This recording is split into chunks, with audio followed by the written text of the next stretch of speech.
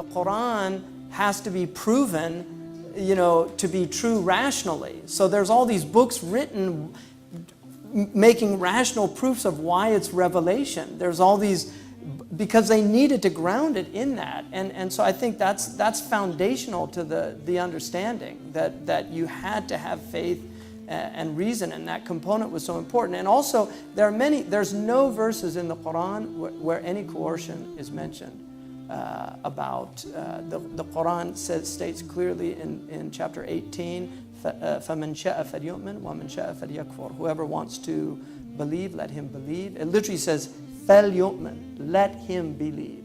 And whoever wants to disbelieve, فَلْيَكْفُرْ, let him disbelieve.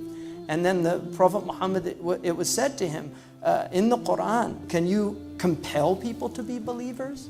In the second chapter of Baqarah, it says that there can be no coercion in the religion. That reason is clear from unreason or error. That, the reason, it's clear, this is clear. So you can't force people, let them think about this. Even in the chapter where they say about killing people in Surah Tawbah, which is the 9th chapter, and this is always quoted by people saying that Islam is violent. It says to kill the polytheists wherever they are. And that verse, which is in that chapter, that verse was a time-specific verse because the polytheists had broken the treaty with the Muslims. They had a treaty, and they had broken it by killing Muslims.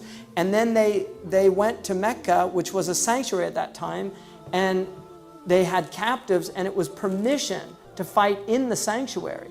That was not a universal thing isn't this what you were taught? This is what we were taught. And then it says immediately after that, but if one of them wants to hear the word of God, let him hear the word of God. And then it says, and if he decides not to believe, then take him to a safe place and leave him alone. Right? So, this is this decontextualization and the idiotic people, quoting. I had one of my teachers, somebody got up in a lecture and quoted this verse in the Quran that says, whoever doesn't judge by God, he's a disbeliever. And he said to him, which chapter is that in? He said, I don't know. And he said, what was the verse before it so I can know the context? He said, I don't know. He said, what was the verse after it? He said, I don't know. He said, what do you do? He said, I'm a mechanic. He said, fix cars. Like I said, these books are dangerous books. And you have to have a scholastic tradition that is able to navigate these meanings. So, the Prophet ﷺ nobody during his lifetime was killed for apostasy, nobody.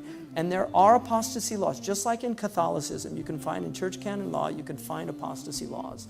There are apostasy laws. There's one hadith that they base these on, but there are other hadiths, and they weren't in agreement upon this. One of the greatest scholars of Islam, Ata, did not believe that there should be any capital offense in apostasy.